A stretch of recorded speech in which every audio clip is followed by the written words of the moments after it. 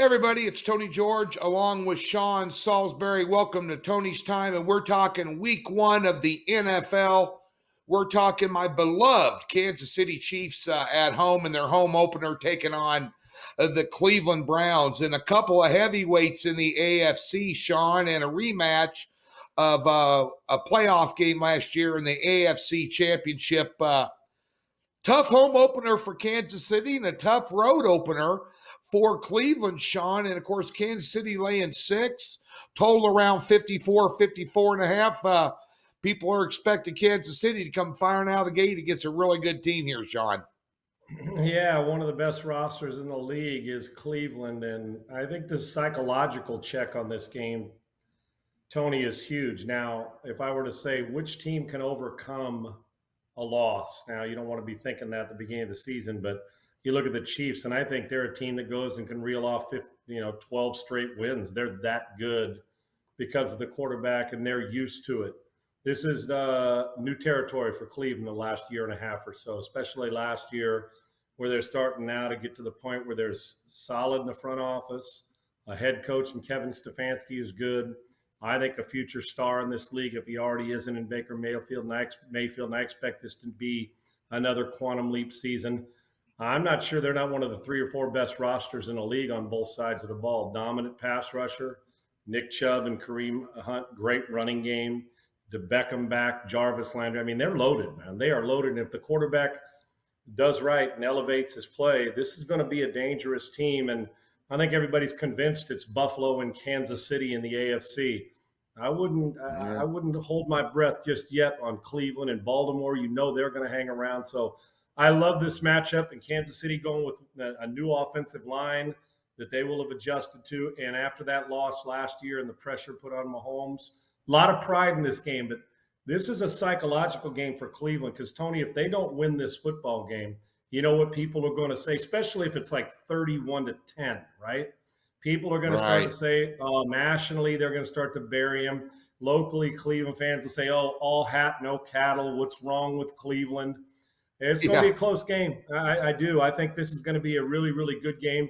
And if Kansas City blinks, Cleveland can go on the road and win, although I always give Kansas City a better chance to go on the road than anybody coming to their building. It's going to be rocking with 77,000 people. The barbecue is going to be flowing. It's going to be great. But everybody talking about the Dallas Cowboys and Tampa. I'm not sure this game here isn't the best game of the weekend. And it is a great test psychologically, physically, mentally, emotionally for Cleveland. But I can promise you this, the Kansas City Chiefs know the Cleveland Browns aren't just some bye week anymore. This ain't your father's Cleveland Browns. Well, maybe it's our father's Cleveland Browns. It's not our older brother's Cleveland Browns, if that makes sense. And here we are. I love this friggin' football game. And if the quarterbacks protect the football, now we're going to find out just how those front sevens up front on both sides of the ball do, because Kansas City's going to be tested in their run defense with Chubb and Hunt. I guarantee it. Well, last year's score was 22-17. Kansas City had I believe, like a 19-3 halftime lead. Mahomes went down, and Chad Henne had to come in and finish the game, which didn't help us. But Mahomes, before he went down against this defense, and I will tell you, the better defense in this game is getting 6 points. FYI, folks. And Kansas City has a full 3-point home field advantage, and they're only laying 6. So what they're saying is they think Kansas City basically is only 3 points better than Cleveland. I think they're a little better than 3 points than Cleveland is right now, but Mahomes was 21 for 30 for 255 and a touchdown, Sean, before he went down in that game against a very, very good defense. I mean, there's no doubt about it. I mean, Cleveland got one of the top 3 or 4 defenses in the AFC if they're hitting on all cylinders. They got a great pass rush. They got active linebackers. They got defensive backs that can hit. And I think they have a very underrated coach right now. If you look at all the problems Cleveland had with their roster over the past 3 or 4 years, especially since the arrival of Baker Mayfield, Sean, I thought Stefanski did a hell of a job with them last year. And they could have easily won that. Not easily, but they had chances to win that game against Kansas City. And Andy Reid just kind of, the old wily veteran head coach, kind of got the best of him down the stretch when they had opportunities and Spagnuolo did a nice job in the fourth quarter of keeping them out. But, at the end of the day here, Sean, you said something last week on one of our videos, and I'm gonna put this back on you. This time of year right now, and this being an ex-NFL quarterback, you said that defensive coordinators sometimes are a little bit ahead of the offenses early on in the season. What do you think about this total of 54.5? You think it's going to be a fireworks show, or you think it's going to be a battle of heavyweights in the AFC and a little bit more of a slugfest, which might surprise some people based on all the weapons offensively that are on the field? I think Vegas is onto something here, Tony, because they have this score so low. If this score was 6 weeks from now, I think they were out of their mind. I would actually say that this score would be in the mid 60s if this was week 7 or 8, because they start to find their way. And remember, not only that, but lack of preseason for a lot of these stars. So this is the first time they're really getting after it, and executing is going to be it. And I don't think Cleveland now has fake swagger. I think it's real. You mentioned Stefanski, and there's a lot of times when people will come out with all that bravado but have no substance. It's all cosmetic. This is a different Cleveland Browns team. And I'm really intrigued with both of these. I actually think Cleveland's going to stay inside the number in this because I think that there could be a slugfest. But the only reason anytime when you got Patrick Mahomes in a game, unders bother me, okay? Because he catches fire. He's literally capable of going out and throwing 3 touchdowns in the first quarter, and before you know it, and Mayfield matching, and it's 21-14, and we haven't even gotten to 3 minutes into the second quarter. But in the 50s, this is saying something to me. And I'm thinking, okay, if we get a third, you said 54.5, and you know what my score thought process was, like a 30, like 27-23 type game, right? And so what is that? What's 27-23? 50. So I'm thinking, my gut tells me under, and my gut tells me the Cleveland Browns are going to get within 3 or 4 points of this game.